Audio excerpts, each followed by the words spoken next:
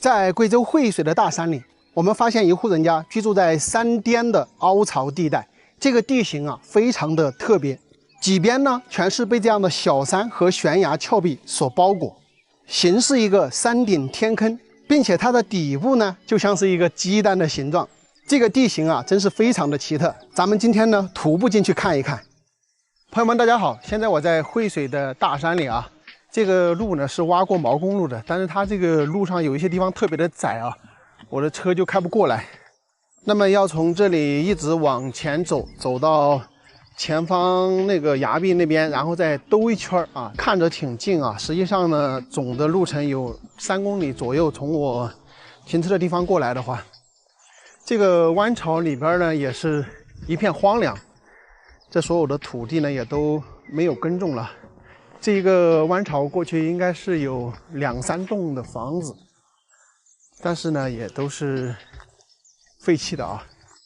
我今天来探访的这一片地形呢也是非常的特别哈，它有点像这个新义万峰林的那种感觉，山包都不是很高，大概就是100多米。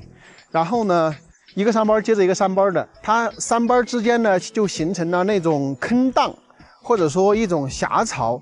那很多的峡槽里面呢，它都有居住有人。这种地形啊，居住的人家户比较少的情况下呢，基本上都是往外搬。你别看这边的山不高啊，但是呢，它都是那种悬崖峭壁的感觉。那如果说这一户人家正好住在山巅的一个坑荡位置的话，那它的公路必须要走悬崖峭壁才能修得过去。那相对来说，修公路的成本就比较高，所以呢，大多数人都是往外搬的。看，我们过了一个垭口之后呢，又在这里发现了有几户人家。看到这个周围没有？全部是山包围绕。那个地方呢，还有一个溶洞。这儿呢，看到有3、4栋的房屋，但是好像只有下边这个房屋有人居住啊。还养了好多鸡，有一只狗狗向我跑过来，2个呀，不会咬人吧？你看，尤其这种不声不响的。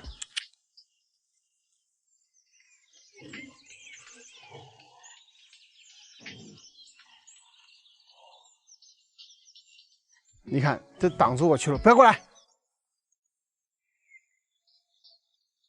这家伙看着有点吓人，我跟你说。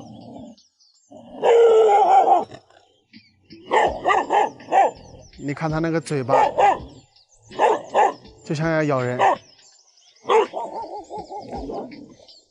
走，2个我还真不怕你，多了我怕。这家是有住人的。刚刚咱们看到有个小朋友，他们在外面还在搞那个玉米，然后这上边几家不一定啊。哎，这家好像也有人在家的嘞。这个房屋门前这么多的南瓜，还养了鸡。这2个房子是没人住了。走他们家的院坝过了下边这个小寨子，咱们就开始走这个小路了。他们这边的土地啊，还真不是很好啊，都是石头，这放眼望去到处都是石头。去上面有些过草了呀。哦，还要走好久啊？还要走好久啊！我也不知道你去哪边。我去上面那个荡荡的嘞。大概应该10分钟。10分钟哈。你没读书啊？这2天放假。哦，放假了哈。读高中吗？初中？你都读大学啊？你还要大4了？那不是马上要毕业了？哎呦，辛苦辛苦还要回来背东西啊！没啥事，大人没得办法。是。你让平时你来在家里说好，谢谢。哎呀，汗都走出来了。那个小姑娘，我还以为在读初中还是高中呢，结果人家都上大4了。完了，我现在这个眼神直接不行了。这一段完全是石头路，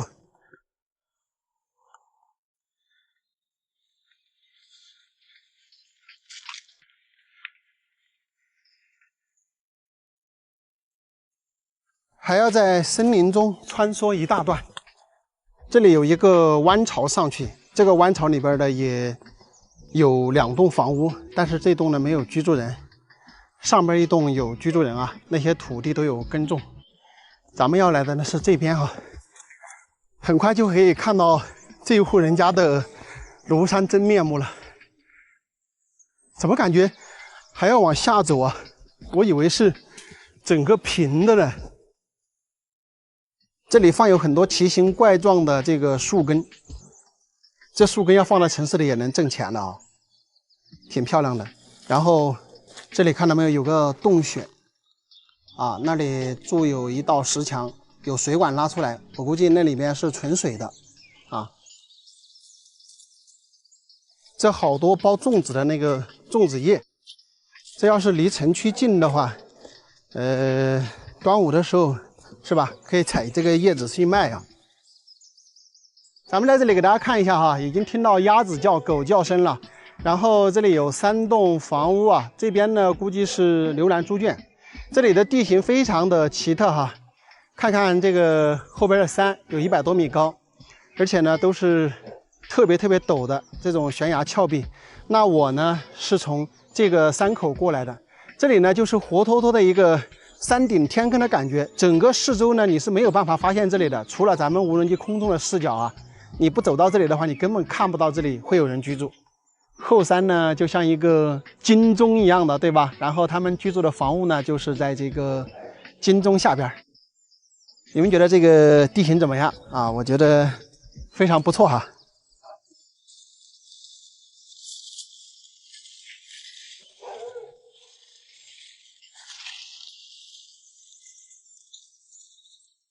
听着狗叫的声音，但是呢没有看到有人出来打招呼啊。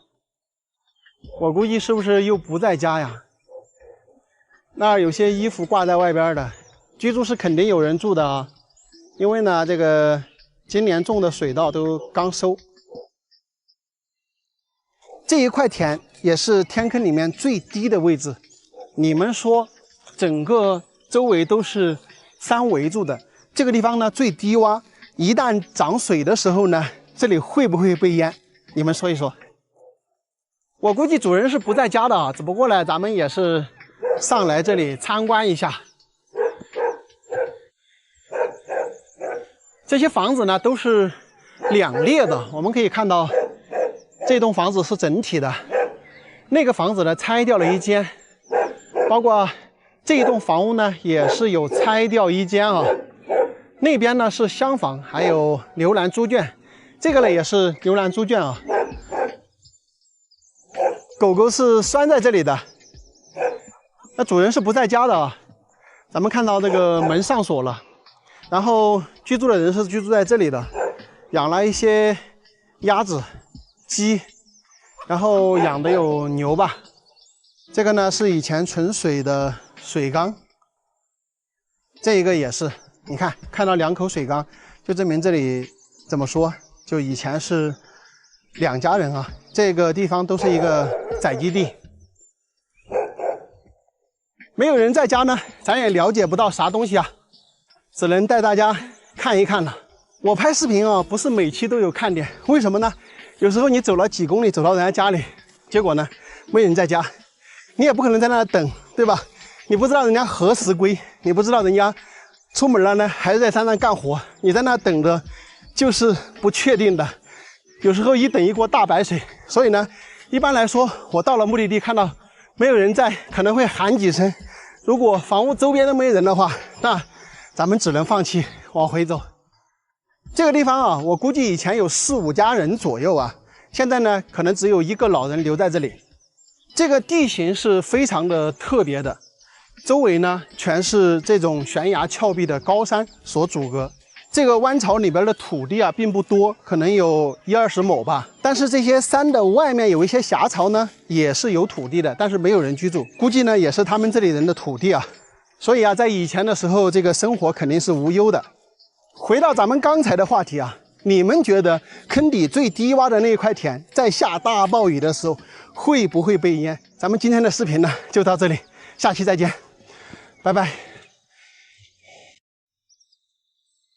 朋友们，大家好！现在我在一座大山上，顺着我手指的方向，那里有个崖壁，大家看到吗？在这个崖壁上面呢，竟然还有一独户人家居住。这个地方呢是三面环崖，后面呢是靠着大山的，环境非常的漂亮啊。我们用无人机飞过去给大家欣赏一下。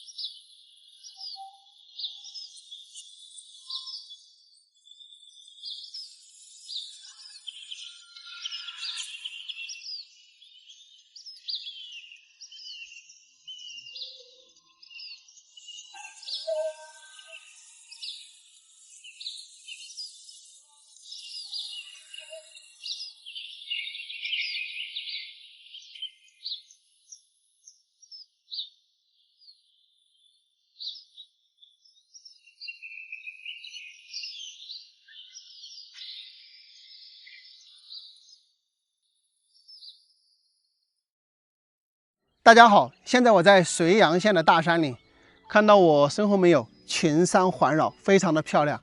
站在我这里呢，真的有那种一览众山小的感觉。我从山下的村庄走到这儿呢，差不多已经走了10分钟了。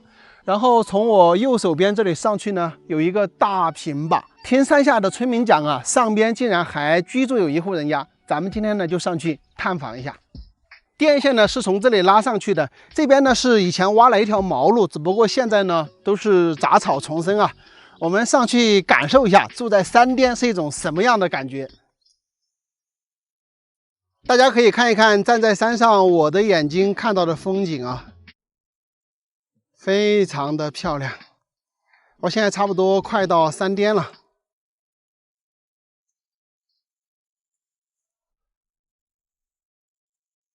这2天走在山里真的是非常的舒服，鸟语花香，然后所有的绿色的植被呢也都差不多发出来芽了，看着就是绿油油的一片啊，心情舒畅啊。之前到深山里面呢，有些时候可能是拍视频，现在的话我更加的享受这个徒步的过程，走累了呢就歇一下，走累了呢就歇一下，就当这个徒步锻炼身体的这种感觉。我们现在已经到这户人家居住的位置了，哇，这个地方真的是风景非常的漂亮啊！刚才我跟大家说过，后边呢山那边呢都是原始森林，是延绵几十公里、上百公里的这个原始森林。我们可以看到这户人家居住的位置啊，它是一座小山，正好居住在这个山坳的一个位置，整个四周呢全部是大山围绕住这个地方的。哎。还养有一个小狗儿，这个小狗好像不是本地的品种啊！别咬啊，咬啥呢？嘿嘿嘿嘿，咦，还挺凶的，是不是我拍到你在那方便了，你不高兴？哈哈哈。吃饭没了噻？真得吃，吃过了。吃过了。没让找。找哦，我们吃了早餐的。不要咬噻，不要咬。你不要眼辣的嘛，我看到你都怕。这儿狗本，它不是那本地的品种哦，我就看着不像本地的品种，是哪儿垃圾回来的嘛？真的。哦。他也搬家的，也搬了，他就调到另外一家去，我们兄弟的去，他喂2只，他又喂不着，我也没酒店，我说你我哪个哪去？哦，哪去就是哪个？那是宠物狗儿。啊，哪去就是哪个了？现在已经喂了居然是7年了。喂了7年了。啊。这房子都还大哈，藏污干的啊。大嘛就是人不多。就是你们家。啊。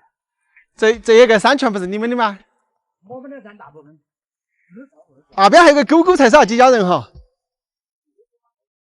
走啊，几家都要走半个小时。你这边正好是一个，几边都是大山，唯一的就是中间一个山冒出来的。这个位置还安逸嘞。安逸啊。啊。清静哈。清静啊，然后地势坐起安逸啊，你这又平了，坐的地方。我好像看到你们这两个两的。啊。他不是在做生意了吧？那就是他了嘛。你们现在几个人住这了吧？就是你们2个。年轻的嘛，他都自己过自己。是，确实，年轻的在这个山里他鼓不住。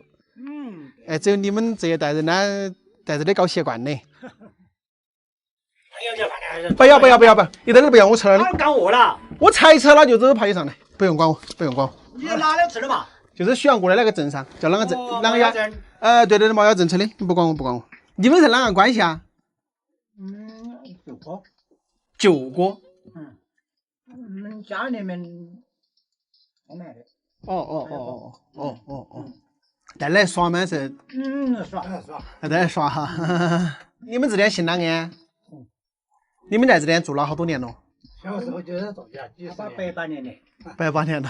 就是做什么班委的。当时干哪个摆在这里？集体东西分家嘛，就。也分家地方顾不下，就另外找地方。就另外找地方了。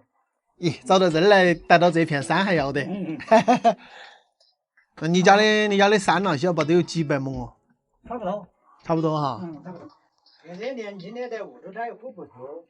这些老姐姐、老婆婆在屋头顾下算了，自己地方去。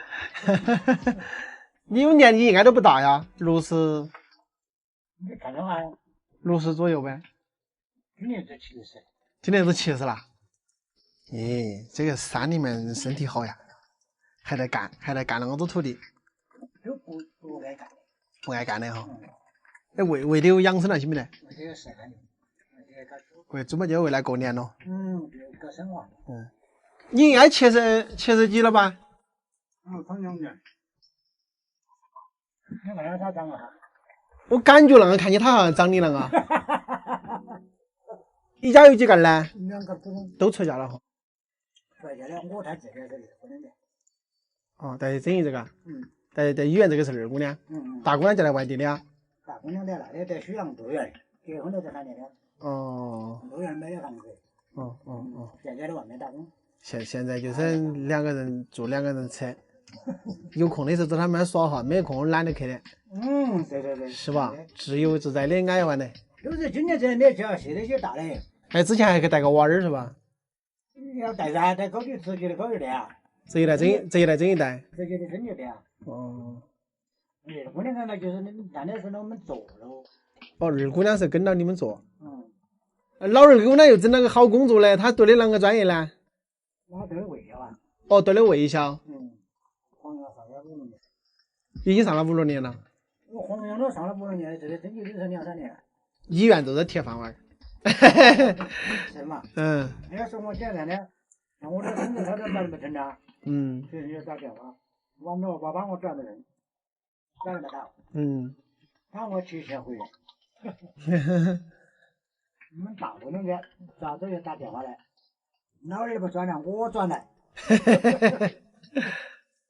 你转的这，要帮补几千块钱个啦。这这么难了，福建的。你生日他走福建转来？咦，真的要几千块钱呢？坐飞机了吧？他们是现在都坐飞机啊。那你这姑娘孝顺了。哎，在那个公建医院里头可以，我要也可以嘛，女婿也可以，都好哈。都好。人家说的不是一家人不进一家门了嘛，都是人好，他就是进来的都是好人了。带大家来看一看这个秦叔叔他们家的风景啊，真的非常的漂亮。这些草皮啊，天然的草皮，你们说在这个地方搭个帐篷，在这里露营，是不是很爽啊？你们看到对面没有？对面那个山脚那个位置呢，还有几户人家居住在那里啊。中间呢隔有一个斜沟，然后他们这边呢也可以走到那里去，大概走半个多小时。这边整个环境大家看一下，非常非常的舒服。现在只有他们一家人住在这里，这个秦叔叔呢，他们就是2个老人家在家里，另外一个呢是他的舅哥，只是偶尔到这里来玩一下。我们从那边上来呢是一个比较陡的斜坡，上到这里来之后呢，就发现这里是一片平坦的地方，所以资源非常的丰富啊。整个房屋周围全是这些沙树啊，全是这些很好的这些木料啊。如果说是允许卖木料的话，我感觉他这里这些木料都要值不少的钱。这个叔叔呢也是一个有佛之人啊，他们2个女儿，大女儿在县里，二女儿呢是在遵义，都有正式的医院的工作。耶，还有蘑菇吗？你还捞见的哦。哦，马山菌哈。你们这边的这种野生菌也多的在山里面。他们这个小狗叫狮子。周老师。狮子，小狮子，我走喽。这个叔叔呀，他们老2口现在真的是在山里面享福呀。大女儿在绥阳买的房子，二女儿呢在遵义买的房子。他的这个二女儿、二女婿呢，都是在这个遵义的医院里面有正式的工作。我感觉呀，这种生活可能是很多人想追求的，就是年纪大了之后，在山里边有一片土地，想做呢就做一点，不想做呢也可以不做啊，就靠山里的一些资源呢也能够生活，然后呢能够悠闲自得的过这种世外桃源般的生活呀。朋友们，如果说给你们这样一个漂亮的地方，只是交通不是很方便的情况下，你们愿不愿意啊？在贵州的大山深处，我们发现有一独户人家居住在这大山之间。这个地方啊，看去土地肥沃，环境优美，整个房屋的周边土地呢，大部分都在耕种，那么就证明这个地方呢是还有人居住的。要来到这里呢比较不容易啊，我们车子只能放到山上。虽然这里呢有毛的公路通过盘山道下到峡谷底，但是这个路上呢全是石子啊，车子是不敢往下开的。大家好，现在呢我已经步行完了上边的盘山道，来到了峡谷底。看到我身后这里没有？有一道山门啊，非常的漂亮。大家注意看这个路面的草啊，这条路呢基本上没什么车跑。我们现在呢就开始从这里步行过去到那一户人家去，大概呢需要走半个小时多一点的时间哈。走，大家可以看一看啊，特别幽深幽静的一条峡谷。这个边上呢还有一条水沟，只不过呢现在这个水比较小，听不到啥声音。这个地方呢就非常的明显，看不到车开过的痕迹，地面呢全部是青草，已经长出来了。这里就是水沟里边的水，比较小啊。现在，我们从这个路一直走过去，大概还要走10分钟左右，差不多就到了。咱们现在已经到了这一片平坦的地带，看到电线没有？这是拉到这边的电线，然后这边这些杂草挺多的呀，感觉搞养殖不错呀，这么多的这个毛杆草。我们现在已经看到这一户人家的房子了。哎呦，这个位置看起来老舒服了，非常的宽敞。这些土地呢，也都是种起来的，好平呀！这里，你们有没有那种感觉，就像这个以前地主家住的房子一样？哎呦，这门口有这么大一颗中苞，这个中苞米都可以吃了吧？有点老了。那咱们看看。这边是这家人的牛栏猪圈，这里还有一个烘房，难道以前烘过烤烟的吗？怎么没有看到有人呀？人到哪里去了嘞？门都上锁了。现在呢，我是站在这个房子的正前方，看一下对边的视野，群山环绕啊，视野也非常的开阔。遗憾呢，这人到哪里去了？大家看看这里的环境怎么样？房屋的话是长5间的，那后边这个山呢也不算高。目前这栋房屋居住的呢是一位91岁的老人，那他经常呢会到县里面，到儿子那儿住，到那个女儿那儿住。那他住几天之后呢，他又可能回来这里住几天。也就是说呀，他单独居住在这里的时间呢并不是很多。我们可以看到这片地方呢非常的大，有好几百亩的面积呢都是荒山和土地啊。我觉得这个地方养点羊、养点牛肯定是比种玉米要强得多的啊。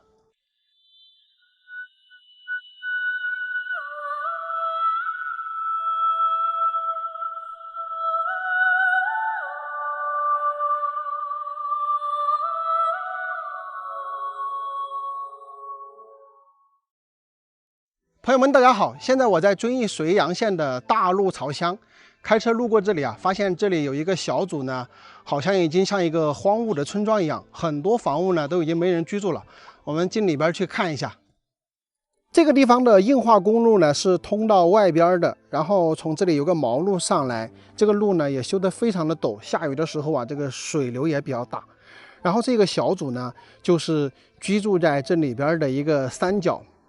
我们可以看到很多的木房子，这些房子呢，大多数都已经是废弃在这里，没有人居住的。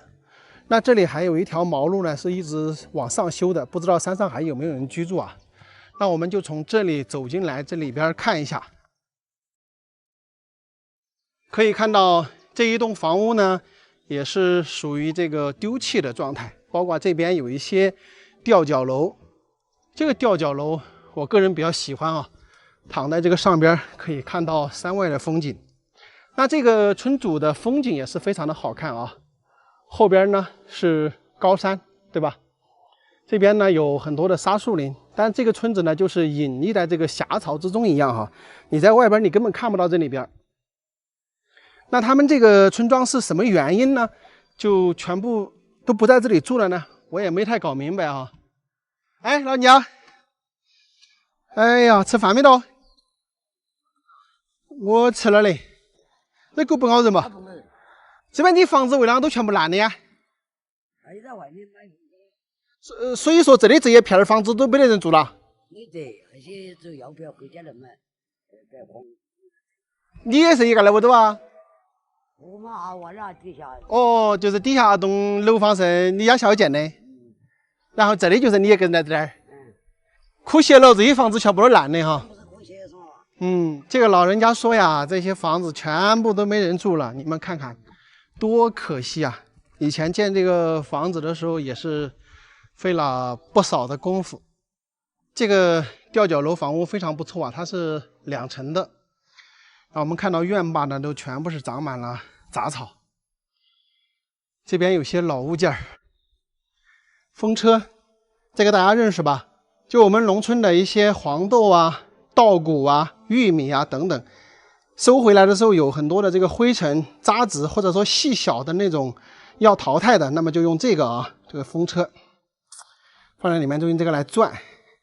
这里呢出来的就是好的，那边有一个2斗啊，这个叫大斗，那个叫2斗，2斗出来的呢就是次品，后面出来的呢就是灰尘、渣子什么的。这个是大门的中堂，哎，两边还建有一个门来关着。这个呢叫做挂，挺有讲究的。然后这边呢是晒粮食的一些晒店，你看这个晒店都还挺好的。只不过呢，这个房屋呢全部都漏水了。这是以前的这个青瓦，青瓦的话，它基本上每1-2年吧，需要上去翻新一遍。你不翻新的话，就有很多地方呢就漏雨。有时候山里有这个冰雹啊，它就把瓦片打烂，打烂的一部分呢，你就要去处理一下。像这种青瓦房啊，特别是青瓦呀，现在都没得做了，都是做的水泥瓦哈。所以这种房子呢，一般来说，你要把这个青瓦重新翻过呢，只能说2栋房屋来把它并成1栋房屋用啊，因为你再去买青瓦了，现在基本上也买不着了。很多朋友啊，不是跟我说你们喜欢这样原生态的地方吗？看看我身后这一栋房屋啊，这个位置就在这个村中非常不错的。这边呢有毛路可以开上来，然后这里呢有大的院坝，然后它这个房子居住的位置呢也非常的向阳哈，前方呢也比较平坦。哎，这个房子我觉得是可以改造来住一住的，你们觉得呢？我目测了一下哈，这个地方的房屋大概有20-30栋，只有3-4栋房屋呢有老人在这里留守，其他的呢全部都是像我身后这栋房屋一样荒废在这里了。不少房屋房顶的这个青瓦呢都已经损毁殆尽，我估计啊，如果不及时修整的话，可能再过几年，基本上大多数就会坍塌了。真的是觉得挺可惜的。很多城市的朋友可能不知道啊，我们农村的老一辈啊，为了修这一栋木房子呢，真的是历尽千辛万苦。这里的每一颗柱头、每一颗板材、每一片瓦，都是要大量的人力运到这个地方，再建这一座房子。这每一栋房子在打地基、在修房子的时候呢，都要集全村全组的人力呢，才能把它修好，不是1-2个人、2-3个人就能把这栋房屋修好的。所以朋友们，你们知道这一栋房屋修建需要花多少时间吗？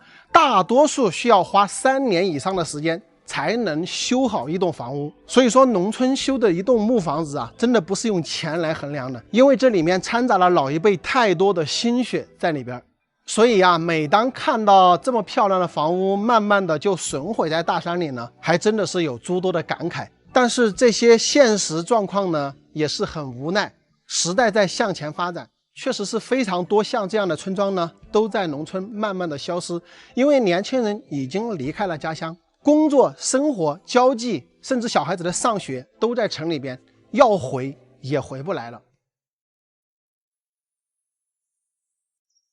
大家好，现在我在毕节织金县的大山里，我的身后呢就是几百米高的悬崖峭壁，下方啊还有一个村子居住在这里。这个地方呢3面环崖，1面江水隔断啊，也就是说他们这下边的这个村子要想出去呢，除了从江面坐船，然后从这个悬崖峭壁爬上来之外呢，没有别的路啊。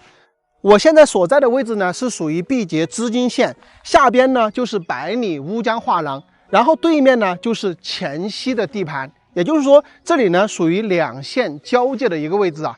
我们从空中来看啊，下边这个村子呢真的就像世外桃源一般啊。我从上边走到这儿呢，差不多都走了10几分钟了，然后现在呢我要从这里下悬崖峭壁到这个村子里面探访一下，走。就在这个崖壁上的一个小道，它是来回的折返来折返去的，下到崖壁下的。可以看到以前在交通不便的时候呢，这条道呢也是他们下边这个村子出山的唯一的通道。你看这些路边的这些石头呢，也都是他们一块一块的给它做成这种石梯的形式的。大家看，从我这个位置呢就能够看到这个村子了，看到没有？就在前方这里，村子。我这里下去的垂直距离的话，应该还有300米左右。那我们还要继续的往这边走，然后到崖壁上慢慢的折返下去啊。虽然说他们现在的交通工具的话，经常会坐船，但是看得出来这条路也是经常走的。这个下边真的是绿野仙踪的感觉，特别的美啊。他们当初来做这些石步梯上崖的时候呢，也是费了很大的功夫啊！你看这下边全是装的这种石步梯，这个风景你们就说好不好看吧？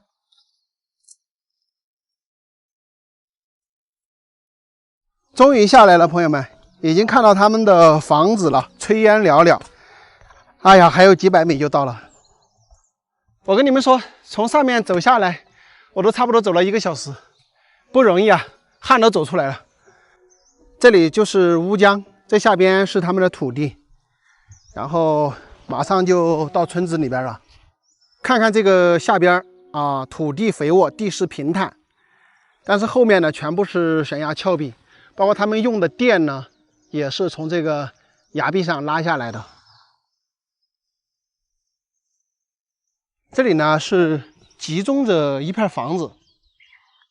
那你看他们这个房子呢，也是用的这个水泥砖，这个不知道是外边运进来的还是自己那个在这里做的呢？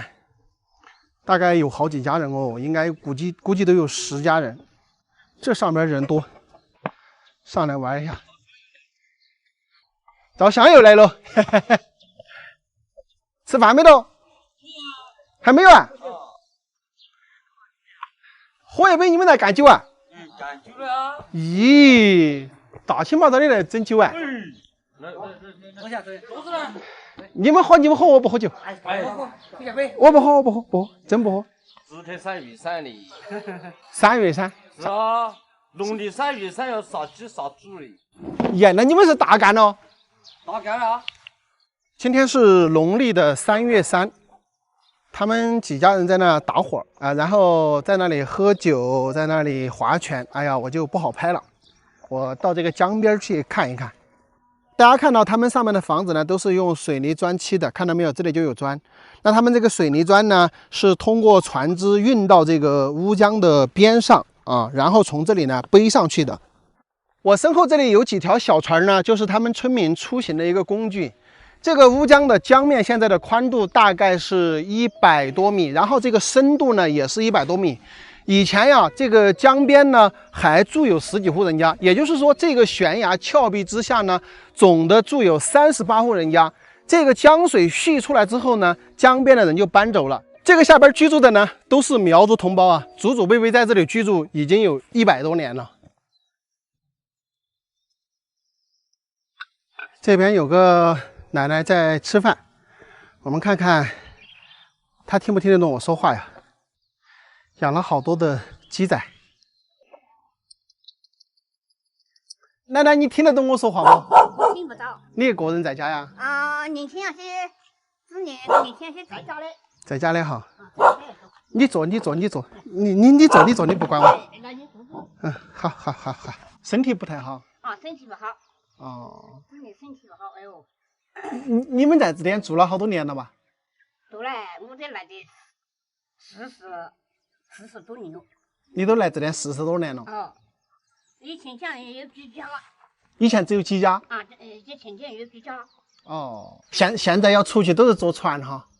哎呦，我们这个在海平里了，要去搞一个农场，也要爬一大坡，那要下一大坡。我看你有点渴呀哈。这个拿给你吃下，你身体也不好啊，这个吃了还好的。这个身体不好啊。这是天麻，你认得到吧？你第2天要吃的话，你头天拿来把它用烧开水把它泡起来，泡3盖就行了。炖鸡吃。对，拿炖鸡吃。他们几个人还在那里喊拳，还在那里喝酒。我感觉他们苗族人喝酒真的厉害，还在喝。他们喝的正欢，我也不去打扰了，我慢慢走了。走喽！我不要落我这上了，我走了，你慢慢的喝啊，走嘞。如果我有2个人一起的话，我就可以跟他们干，对不对？但是你说我一个人怎么那个，没有办法跟他们这个划拳呀、喝酒啊啥的。这个地方的环境啊，真的是非常的漂亮。以前呢，咱们管这个叫与世隔绝，现在呢，咱们把它称作世外桃源。刚才那个奶奶呢，也跟我们聊过啊。以前呢，这个江水啊没有填出来，不太好行船啊。没有行船的时候呢，他们真的是要从这个崖壁上翻到那边镇上去赶集，大概来回的话得6、7个小时的时间吧。现在呢就要方便很多，可以从江边坐船，然后到前边去。当然，他们如果说不坐车，要步行的话，还是走这里去赶集呢更加近一些。这个上边呢就有公路。目测中间他们居住的这一片地方呢，大概有200-300亩的样子吧。这个土地森林资源还是比较广的。从这个地方开始啊，一直到这个黔西那边，这一整段呢就被称作百里乌江画廊。这个崖壁的中间呢有一个断裂带，这个断裂带上呢就长了一排的这个植被。这一些断裂带的植被啊，就像一条绿色的腰带缠绕在崖壁之间。加上这个崖壁上的这些花纹的点缀啊，就形成了一幅山水画。所以说这个地方被称为百里乌江画廊呢，也是名不虚传。我觉得这个地方啊，其实是可以开发乡村旅游的。你可以来爬这个崖壁啊，你也可以坐船，在这个村子里边呢做一些项目，对吧？大家来这里有的玩的，有的吃的，我相信有很多人会愿意到这里来耍的。好了，朋友们，本期的视频呢就跟大家说到这里，咱们下期再见，拜拜。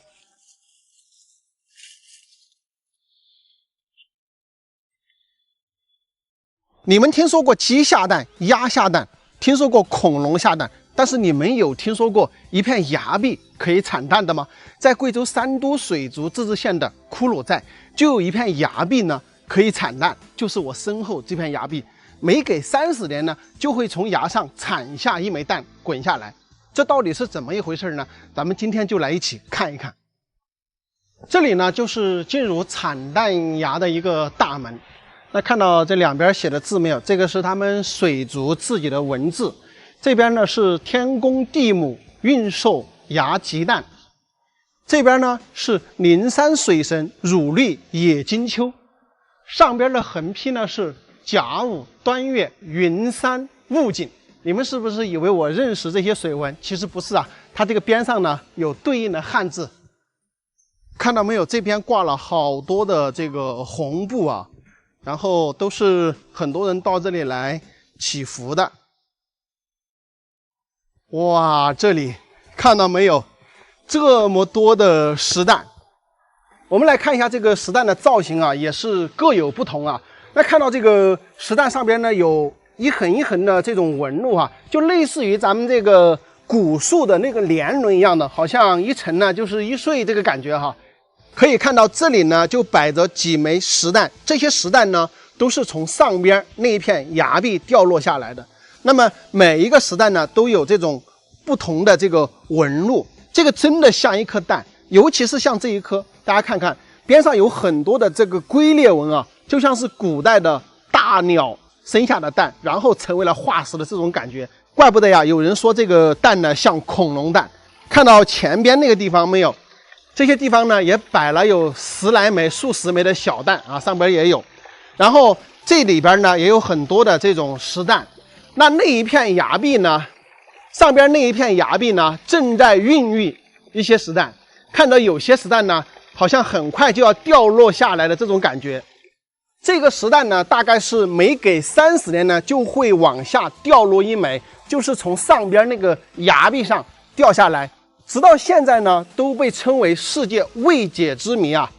甚至当地呢悬赏50万呢让人来破解这个谜团呢，至今仍未破解。听说呀，很久以前这里并没有人发现山下骷髅寨的一对水族夫妇呀，结婚了很多年之后呢，他们都没有小孩。有一天呢，这对夫妇的女主人呢就来到了山崖这里，看到这里呢有一处闪闪发光。当他走近一看呢，就发现这里有一颗石蛋，于是呢就把这个石蛋当作珍宝。他觉得呢这个是天公地母孕育的龙子啊，欣喜若狂。于是呢，他每天都跑到这里来抚摸这枚石蛋。没想到第2年呢，他就生了一个大胖小子。于是呢，这里被下来的蛋呢，就被他们都抱回家，视为很珍贵的东西呢，放在了自家的门口。有人就说呀，这个是不是古代的这个恐龙化石？实际上不是啊。有专家推测，产蛋崖形成于5亿年前，由碳酸钙分子在特定化学作用下渐渐凝聚在一起，结合而成。随着亿万年的地质运动啊，这些石蛋暴露于地表，最终呢因风化和流水的侵蚀作用而逐渐从崖壁上脱落。所以说呢，这些石蛋肯定不是恐龙的化石啊，因为恐龙距今最远呢也才2亿多年。我其实也注意观察了这些石蛋和岩壁的关系，它们的材质几乎是一模一样的，但是在这一片崖壁上，为什么这些石蛋会脱落出来？为什么会形成这么多的石蛋？而这个石蛋呢，就像是亿万年前有人放进去的一样，确实是令人匪夷所思呀。我们注意看这一片崖壁啊，以前的时候它应该是一整块竖下来的，而经过千百年来不断的产蛋呢，你们看这一片崖壁呢已经凹进去了，因为我们知道已经产出来了100多枚蛋，那么这100多枚蛋放在这个位置呢，可能正好填平这一片崖壁。所以你们看，真的是像这一片崖壁孕育了这么多石蛋的这种感觉哈。仔细想一想，真的觉得非常的震撼。怪不得他们当地人呢，把这个地方称作天公地母，把石蛋呢称为龙子凤女啊，还真的是像那么一回事的感觉。紧靠产蛋崖的是咕噜寨，这个村寨呢已经在这里有1000年之久。水族人的房子、衣着、生活方式啊，其实都是一样的。但唯独在咕噜寨呢，还有一个其他村寨没有的特点，几乎各家各户都收藏着从产蛋崖生出来的石蛋。咕噜寨的人啊，都以家里有石蛋为荣，因为只要谁家里有石蛋呀，谁家就能人畜兴旺，衣食无忧。听到这个消息的人啊，都觉得很神奇，想把这个谜底解开。慢慢的呢，这个事情就越传越广，后来呢，就有很多人慕名而来一探究竟，可惜谁也没有搞清楚这到底是怎么回事。直到现在为止，产蛋崖依然是一个未解之谜，它和安顺的洪崖天书并称贵州2大未解之谜。今天竟然有家门来了啊！我今天家门到，好像天上落了牛。哎呦，在贵州笃山县的大山深处，我们发现了一个原生态的布依族村庄。整个村庄建在山体腰部，四周群山环绕，下方2条河流交汇，真是一个风景优美、人杰地灵的地方啊！但是想要来到这里呢，并非易事，需要徒步1个多小时呢才能到达。大家好，现在我在贵州笃山县隐山镇的夹缝岩，顺着我身后这条河流，这个峡谷进去几公里的地方呢，还有一个原生态的村庄，据说还有几户人家居住在那里啊。今天咱们一起进去探访一下。哇，这里边的风景真的是非常的漂亮。这里呢好像是准备开发景区啊，但是现在呢是没有运行啊，所以说呢进这个峡谷是免费的。这一段峡谷呢大概有10公里长，据说这里边呢风景非常的漂亮，然后还有瀑布，还有一些石柱、山峰什么的，挺美的。这个景儿啊真的是太美了。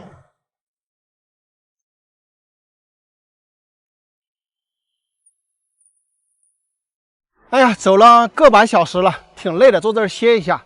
他们山上这个村庄啊，虽然说不通公路，但是他们几公里的徒步道呢是硬化到家的，所以说出门呢也比较方便。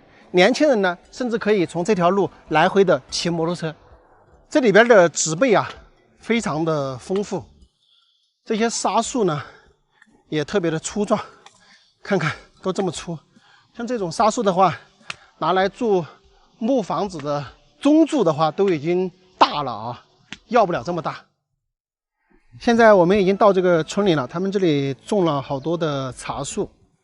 哎，这2天我们贵州安龙的金字塔特别火，你们看看对面那个山是不是也有金字塔的感觉？那个石头一圈圈的围着往上垒的。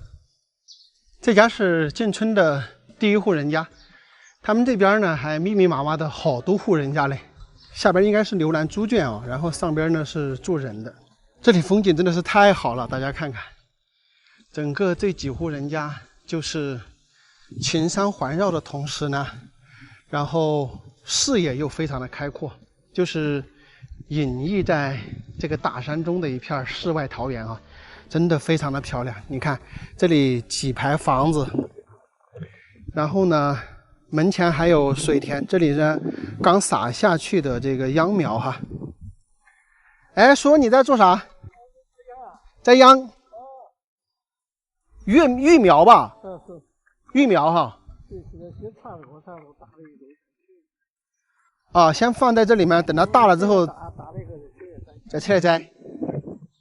你们这里是有多少户人呢？总共？18户。18户。啊，对。是什么族呀？是同一个姓吗？同一个姓，姓刘。姓刘，对，这里17、18户全部是姓刘的。对。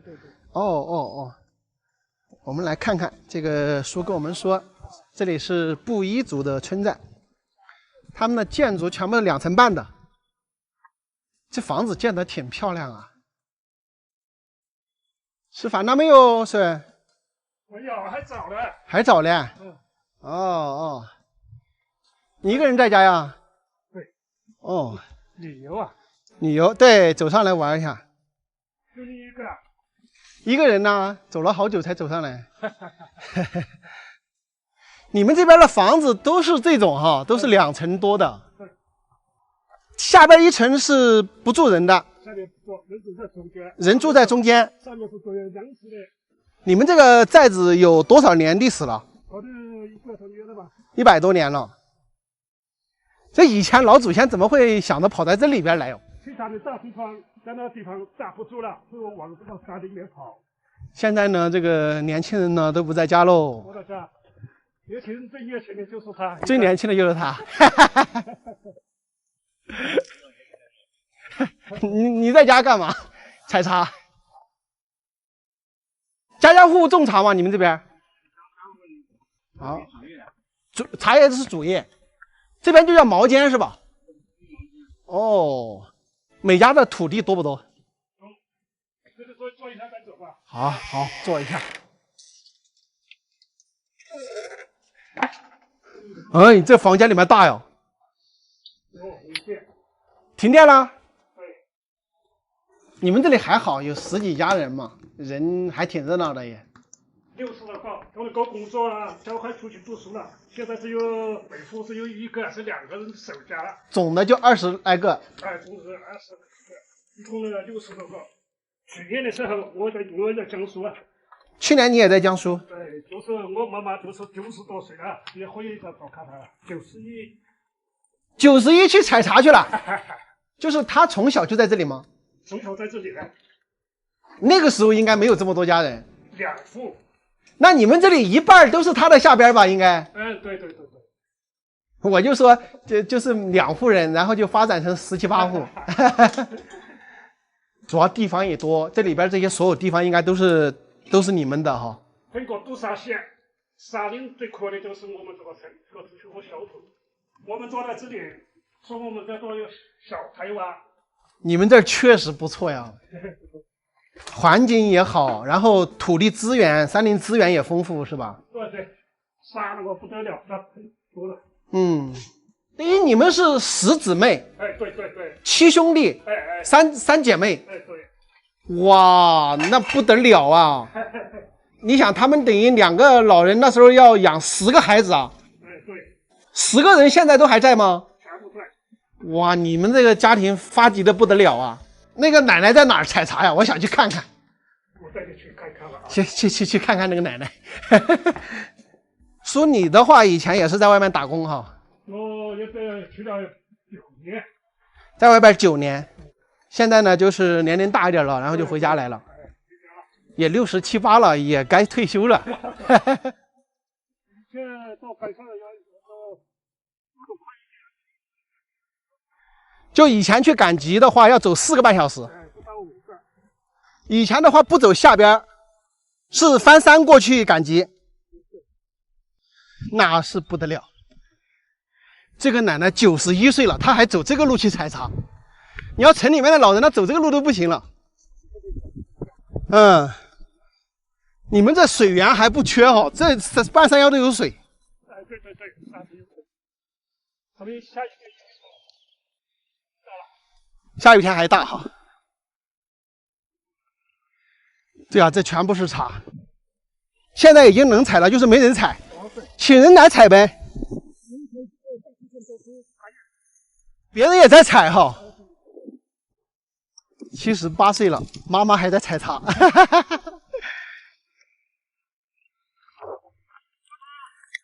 奶奶你好哦。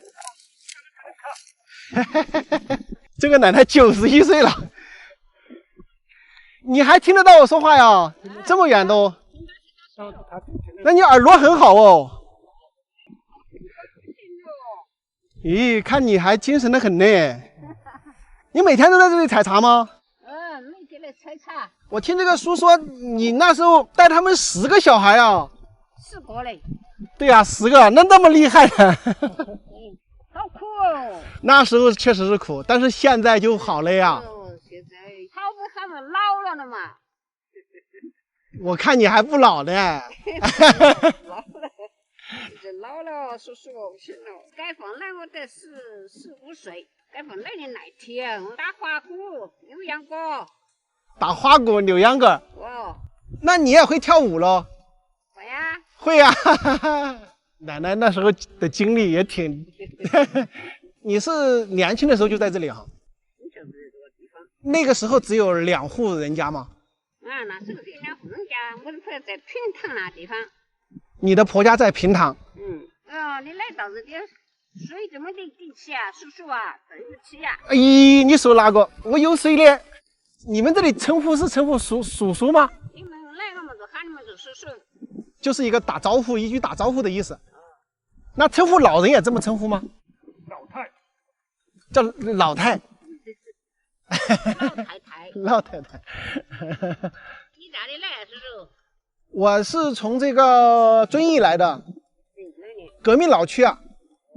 我也在遵义做过几年啊，现在这个打工这个临时生。我在去年是在家。哦。在那地方建房子不建不破，那地方好。哪个家来挖我们那个大厕所，前顶矮后顶坡。前顶崖后顶坡。哎呦，这地方好哎，真的好哎。我们除了庄稼，猴子都到处去。那些崖壁上有猴子吗？有。平时能不能看到？看得到，它不走。那幸好你们种的是茶叶，要是种玉米的话，我估计他就要来搞了。来，是吧？你在这里要干多久啊？要干到黑。干到天黑啊？哎，你不累啊？干到天黑，干这么多时间？不累。不累。奶奶姓啥呀？我姓周。你跟我一个姓啊？你都姓周啊？我也姓周啊，跟你一个周。好，叔叔。好。他是我亲爱的。是亲人呐。家门呐。家门，对，家门。哎呦，好得很喽。那这个地方的周家没得好2家。哦。我有时候我慢慢的想呀，我们这个周家为什么少成了哦？不少呢，百家姓里面排前几呢。放电话呢？你来收茶叶是吧？每天都要拉出去啊，放在家里就不行。最小的。他多大啊？今年的41岁。40多岁了。他50岁才生你吗？40多岁。他都50岁了。我也喊你陪在家。哦，他是跟你住的？哦。马上来嘛啊！好。拿去卖去。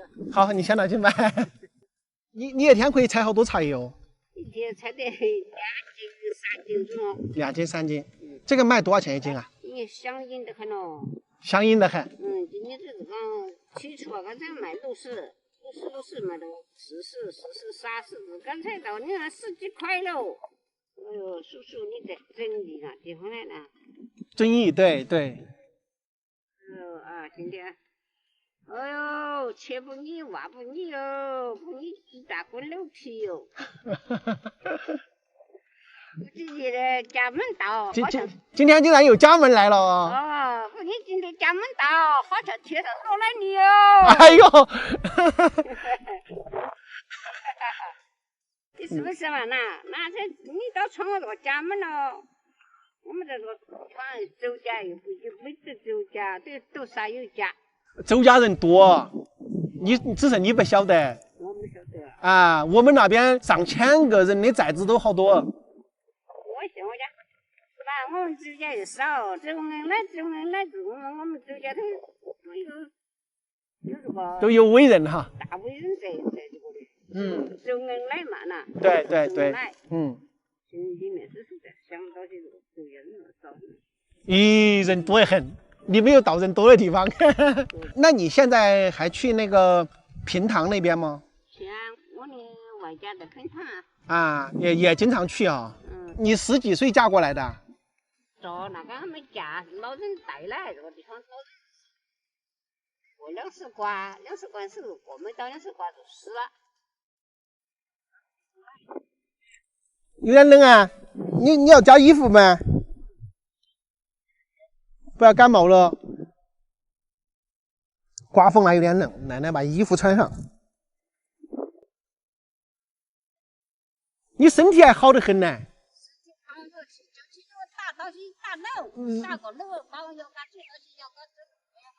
腰杆上闪到了。哦，你走路要注意啊，90岁了呀。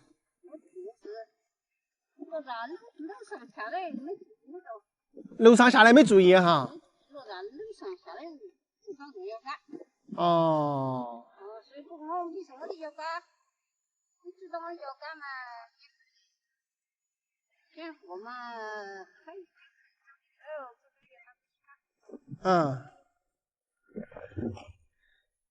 哎呦，帮你扣，都要扣起吗？都要把它扣起吗？扣嘛。好，可以了。嘿嘿。出来有点热。我到深圳那地方做的几年。你深圳都去过？去深圳、广西，我有女儿家的广西。你自己做茶吗？就是自己炒吗？我没炒，我在他们的那买。我就在那底下碰到他的嘛。啊，碰到他，我说我就到他家去耍嘛，耍了之后他说的是他妈妈都还在呀，91岁了。哎，我说的是我去看哈。老奶奶，这个东西我拿给你哈，这个东西我拿给你。这个是酒，这个是天麻，开水来泡起之后，第2天拿来炖鸡、炖鸭、炖排骨都行。这个是酒。我要这个不要这个。哎，这个都拿给你。你看我们有缘了嘛，都是一家人，是不是？嗯，是真正呀。我拿点东西给你也应该噻。哎呦，啷个恩情咯？应该的呀，一家人的嘛，是不是？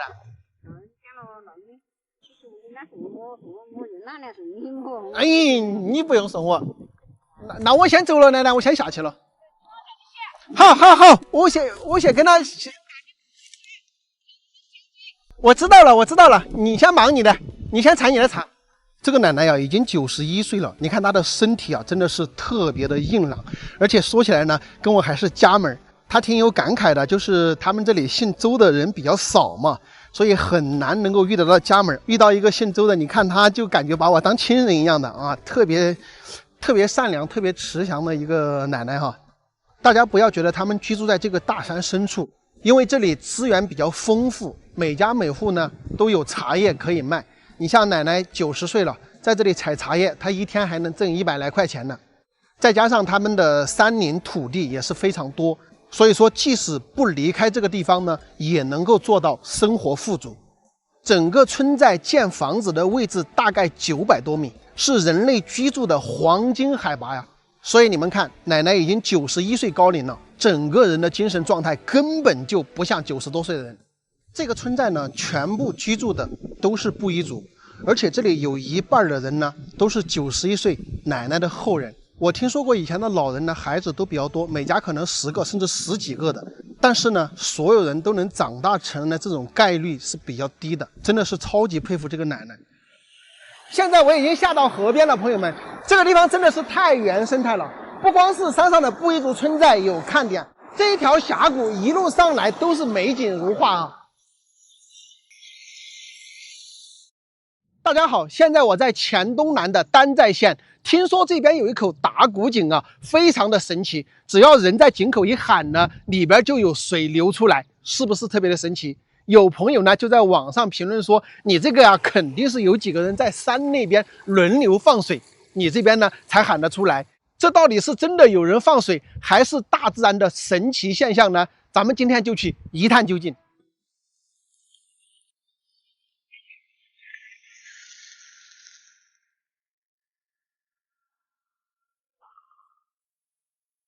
这个地方呢，就是打谷泉所在的村庄。看到后面没有？这里正在修高架。据说这个高架呢，就是修的游客接待中心。是在这个山的山脚下吗？还是在腰部中间哈？啊，我们那边也有一个这种，但是我们那边那个它一天只出来3次，所以你没运气的话，你基本看不到。它有时候一天只出来1次。对，你们这个是肯定能看到的。大家看一下这个打鼓泉，它其实也不是在山脚，在偏腰部以下的位置。后边这个山呢也不算大，看一下吧。就是这个亭子里边哈，以前是露天的，现在才盖这个亭子，盖了个亭子哈。哎，现在是流着水的。哎，这运气也好，现在闯着大水。现在这个水比较大。它等一会儿的话，它这个等一会儿它就小去，会小去啊。我们看一下它小去。啊，它这个呢也会咚的一声，水要下去的时候，就是它水要往回走的时候会咚咚咚响来。哎，这个水缩小去，准备大水的时候，那个就听那，哎，咚咚咚咚的这种响声，然后就来大水了。那证明这个水是从地下冒上来的，不是上面过来的。也不知道从哪里。很多年前就这样啊。哎，开始小了吧要？哎，现在开始小了。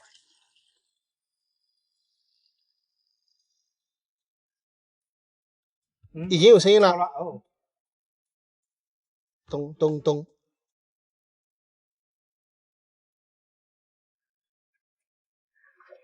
小了，你看现在都断水了。对，马上它就回去了。哎，等一会儿它又涨了，你看这里都没有水了。对呀，它直接要干掉嘛，就是这里水也只要全部沉下去。出来了，马上又出来了，相当于这个才隔1分钟。哎，隔个1、2分钟。这马上又出来了。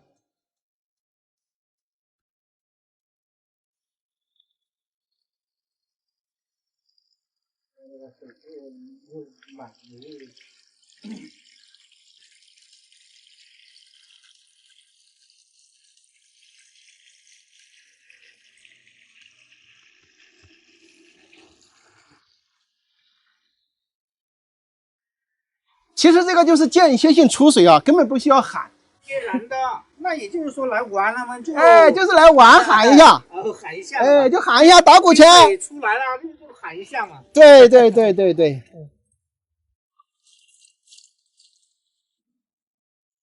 这水可以喝的，可以喝的，有，我们都经常喝的。这个有一股那个甘甜的味道。其实就是地下水了，是，对吧？就是地下水。地下水啊。它这个听那个声音的话，就咕噜咕噜往上冒。哎，如果你平缓流过来的话，没有声音的。是。哎，又要开始回去了，又要开始回去了。开始小了。它出来大概就是2、3分钟，2分钟，然后又回去1分钟左右，又出来，大概就是这样。这个响声响的挺久的。来啊回啊，它这个响声都比较大。蛮明显的。这个等于说你们记事以来就这样。哎，我们长大了就看见这样了，就一直是这样啊。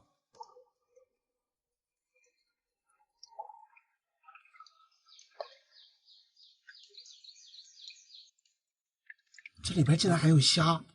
有有虾，有虾。这里有个小虾。有虾，还有那个螃蟹，小螃蟹。给他看一下这个小虾。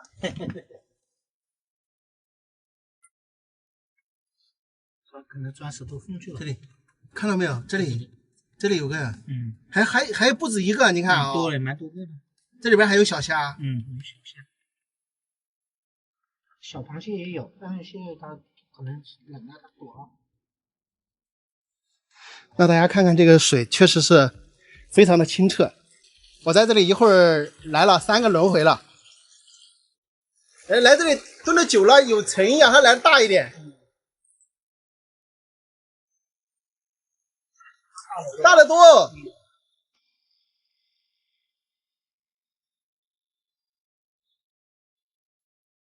这个打鼓井的这种自然奇观呢，确实是原来就是这样子的，不是像大家想的那样人工干预的。我们先来看一下整个这个地方的地形，打鼓井的位置啊，是在这座小山屯偏下段的位置。我们看一下整个的这个上游啊，有一条河流，大家可以看到上游有非常多的农田，对吗？再往上走一点呢，就是丹寨的县城。整个打鼓井的位置呢，比上游这些水位都要低。那我觉得看到这样的地形之后呢，我觉得这个更像是一种自然现象哈，并非是人力干预。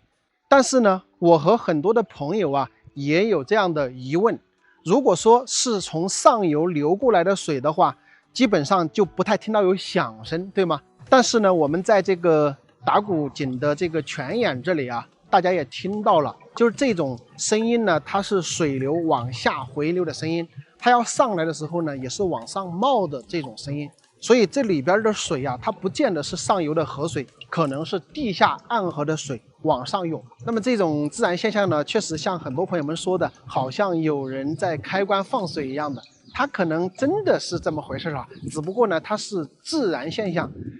或许在这个山体的内部呢，确实有那么一个阀门，里边的水装差不多了，这个阀门呢自然松开，这个水呢就出来了。然后水出来差不多了，到这个临界点了之后呢，这个阀门又关上了，有可能就是这么一种自然的开关啊。懂这个原理的朋友们呢，你们可以把图纸画来放在评论区，看看大家能不能搞明白啊。大家在网上呢都会看到那种视频，就是人到那个井口呢喊一下呢，这个水就出来了。实际上呢，这个只是让大家觉得好奇的一个因素，其实是不用喊的哈，它就是间歇性的出水，间歇性的回水。不过呀，大家要到这里来看这个神奇的景观呢，要尽早啊。刚才不是跟大家说了吗？前方那儿呢正在修建游客接待中心，好像是有一个老板在这里投资旅游开发。要来看这一地质奇观的朋友啊，要抓紧时间哟，不然以后可能就要收门票了。在贵州黔东南丹寨县的大山里，我们发现了一个特别漂亮的村庄，一条河流呈 S 型环村而过，将村庄呢分为了几个小组，每个小组啊都是三面环水，一面靠山，真是令人向往的地方呀。大家好，现在我在丹寨县的石桥村，看到这条河流没有？蜿蜒曲折的环村而过，真的非常的美。那我们今天到这个村里来干什么呢？并不是带大家去逛村子啊，这个村中呢有一项遗传了几百年的非物质文化遗产记忆，什么呢？古法造纸。而且他们这个非遗的造纸基地呢是在山洞中。大家是不是很好奇，造纸为什么要选在山洞中呢？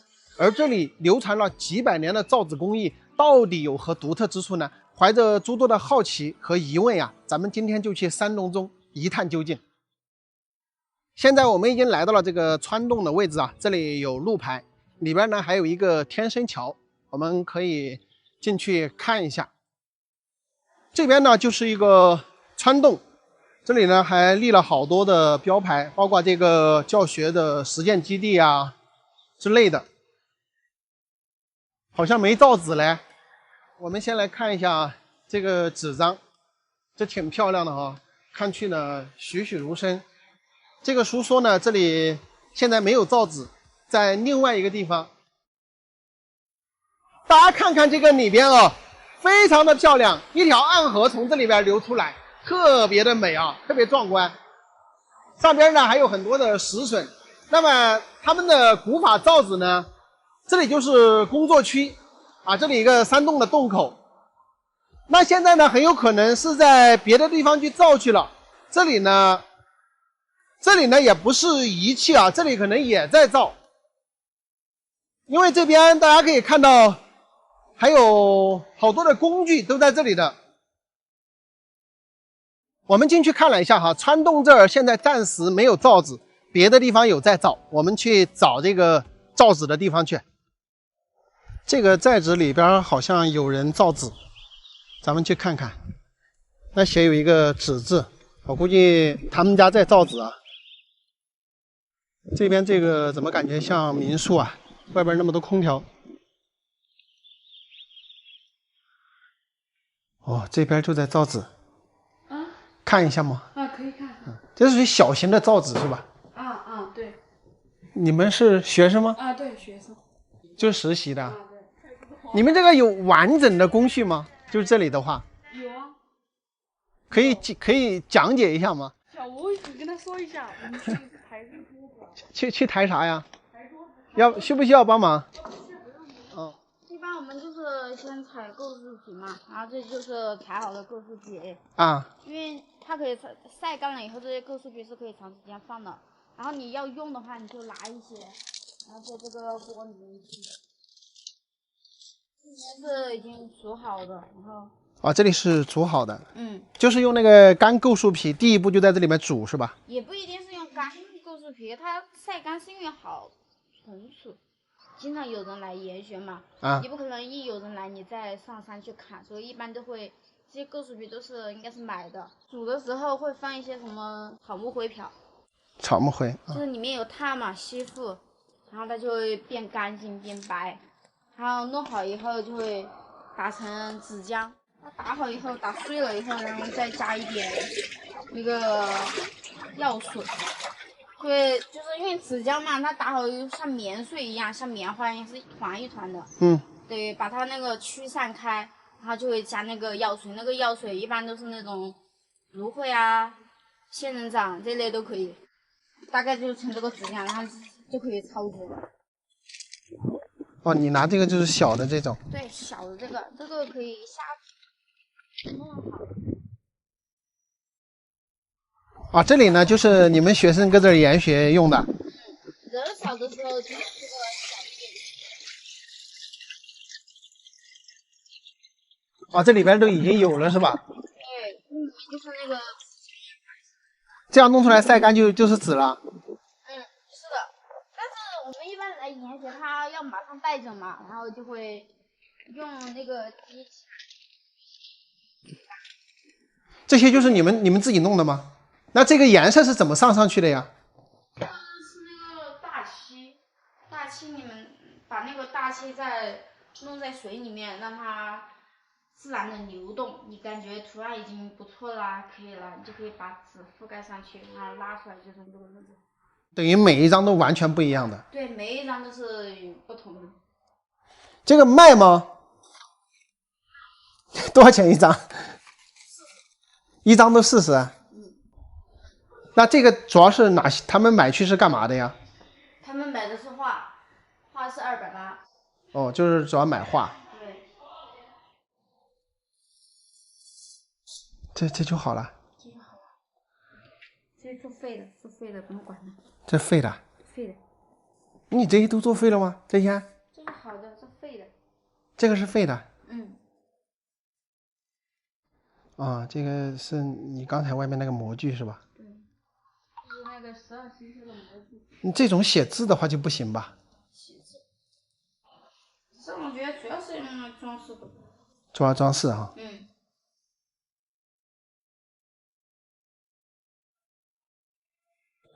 这个崖壁下呀，也有一排造纸的工坊，咱们到这儿来看一下。刚刚我们看的呢是他们学生搞这个研学的那种小的地方。你像这边的造纸的话，就是专门造来是要出售的，以纸为主的。看看这个造纸工坊，就是建在这个崖壁的下方。哦，这个就一张一张的造好了。这个会自动分层的吗？自动分层哈。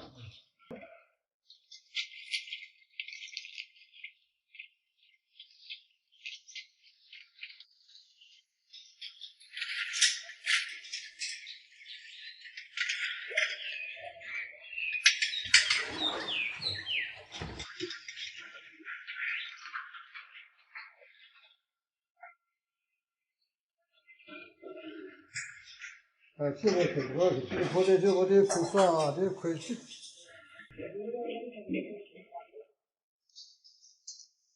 哦，老人家就在这里清理这个。哎，清理这张。这个是泡过的是吧？这个是煮过的。煮过的。对。那你要清理什么东西出来啊？清理杂质嘛。渣子哈。清理不好的这些。哦，就那种有烂的。这个就不能要。这个是外面的皮哈。啊，这个是干构皮拿来煮过的。煮了之后清理一遍呢，就给它打成渣是吧？哎，打成浆还没得早就啷了。啊，打成浆之后，就是他们那里在弄那个。哦，这样子贴在这里的。它外边那个弄好之后，就是半干的时候来贴上面吗？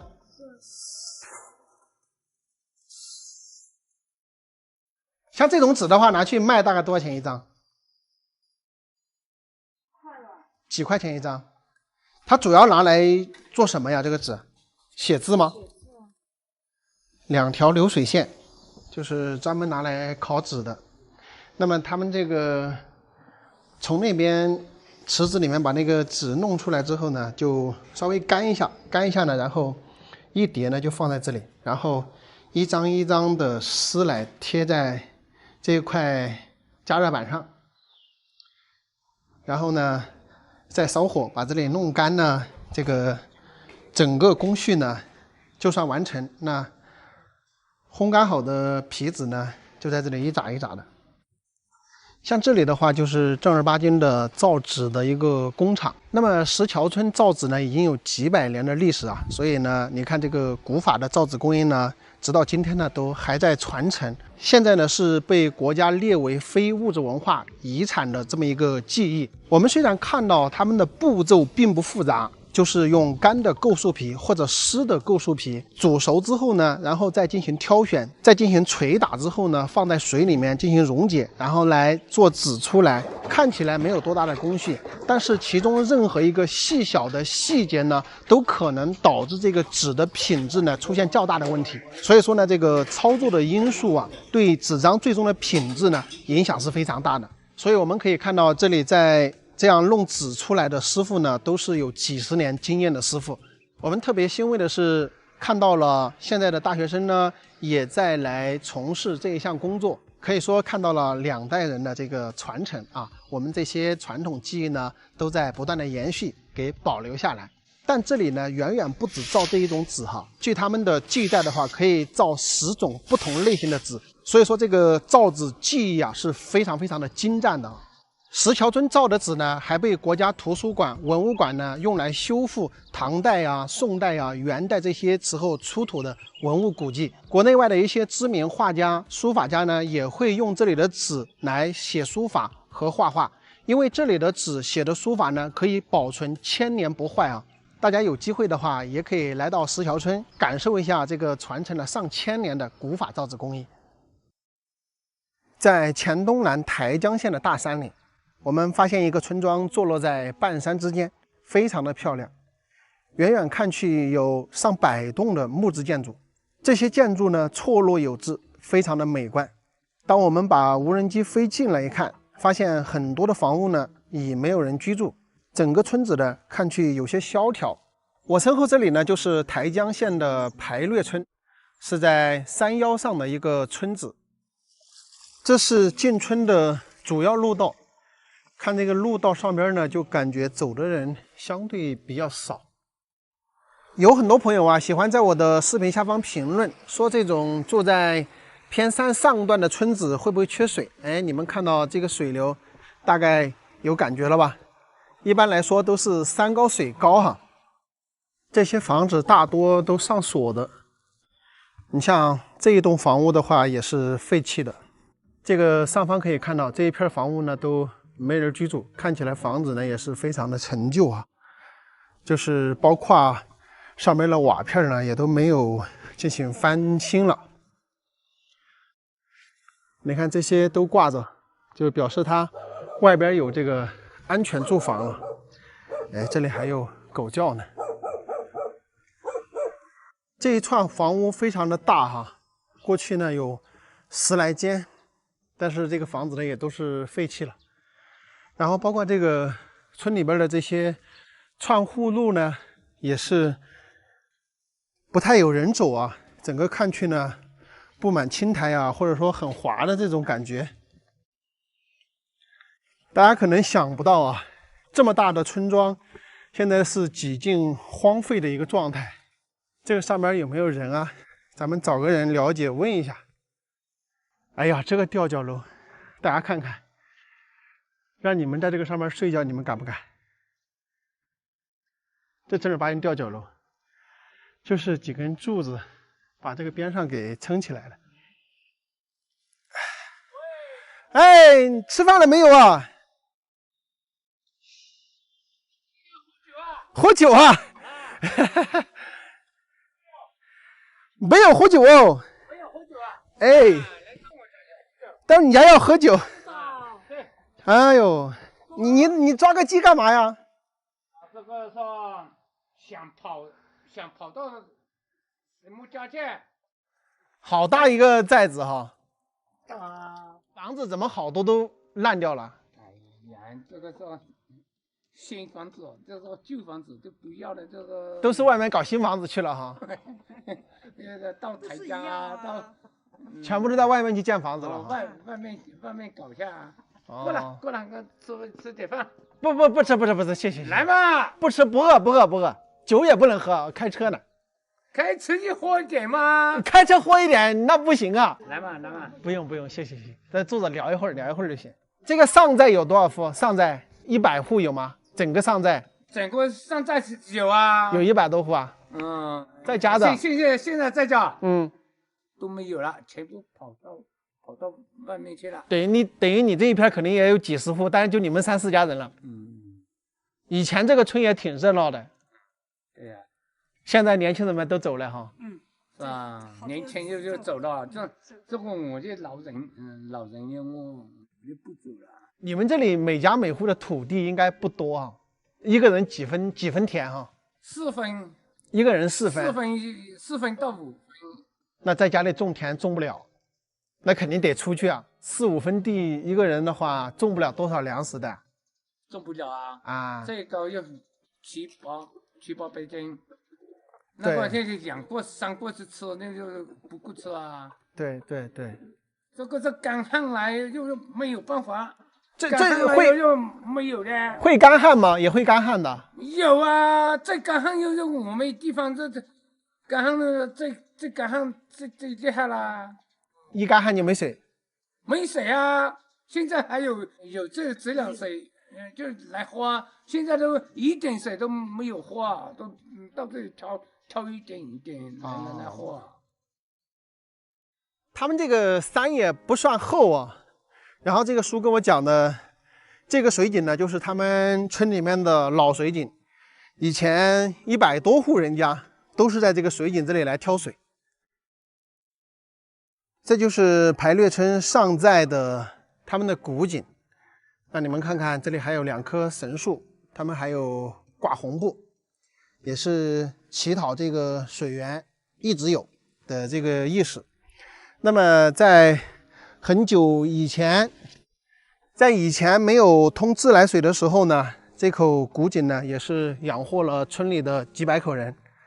那大家可以想象一下，在没有通自来水的时候，这条路上呢来来回回都是人，大家都要挑水，人也要喝，然后这个牲畜呢也需要饮水。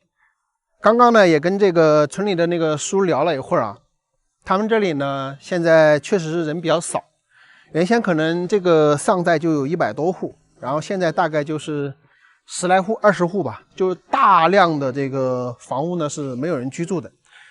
这种情况呢，其实很多这种山里面大的村庄也是不可逆的，只要它的交通不方便，不能进行旅游开发的话，基本上也保不住。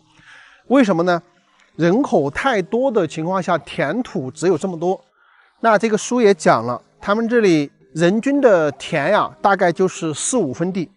那你要想一下，4、5分地的话，其实是很难养活一家人的。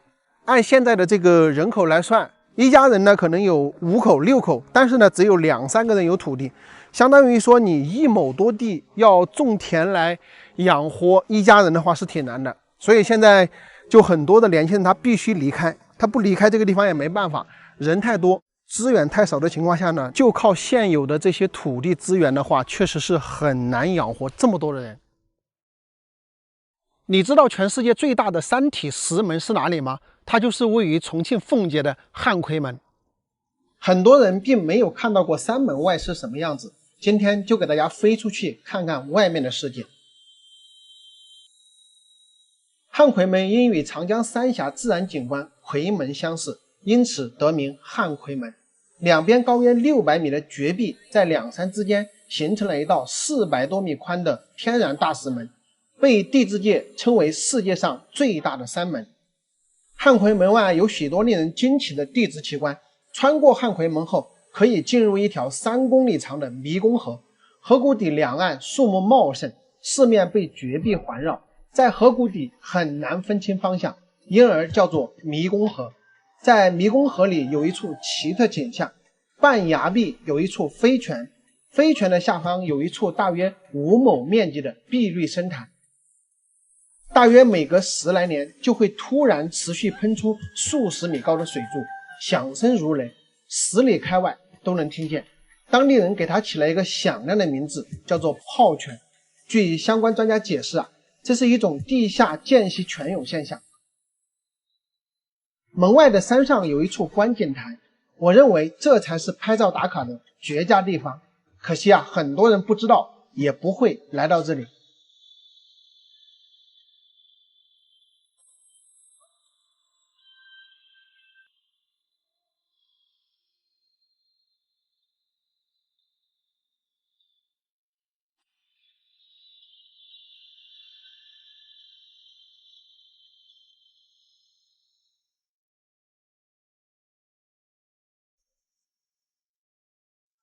我身后那里呢，就是世界上最大的佛像乐山大佛，它的高度有71米，肩膀的宽度呢就有24米，耳朵的高度都有7.1米。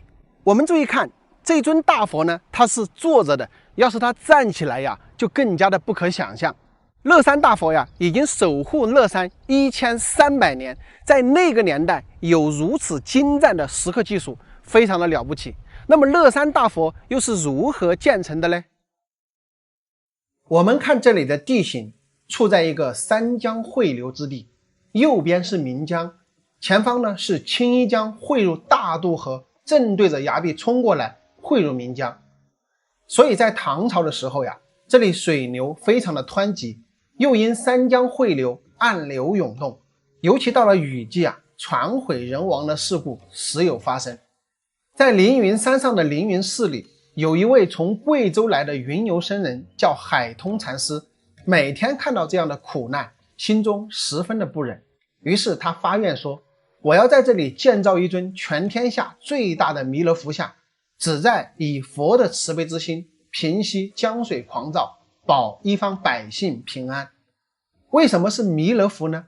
因为在那个时候，武则天的推动下，全中国都很盛行弥勒崇拜，而且弥勒佛呢，也是象征着希望的未来佛。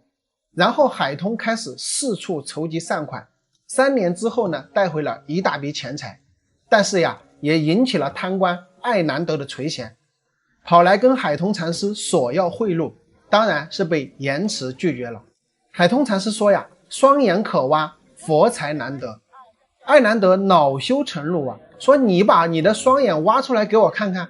谁知道话音未落，海通禅师真的就把自己的双眼深深的给抠出来，递到他面前。贪官当场就被吓呆了，瞬间就感觉自己身上罪孽深重，于是反过来帮助海通禅师在这件事情上四方奔走，也为自己呢忏悔赎罪。在海通禅师这种强大的感召力之下，更多的人加入进来，终于在公元713年正式开工，场面非常的壮观。数年以后，海通禅师病逝，整个大佛已经初具轮廓，头部到肩膀呢已经雕琢完成。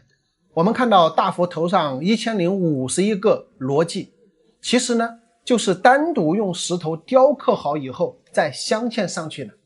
整个佛头也刻意的把它做得比周围的山体更高一些，这样呢更加的雄伟。大佛的2个耳朵其实是用木头做的骨架。这个时候最神奇的事情发生了，当年那些经常沉船翻船的事故呢竟然越来越少。怎么回事呢？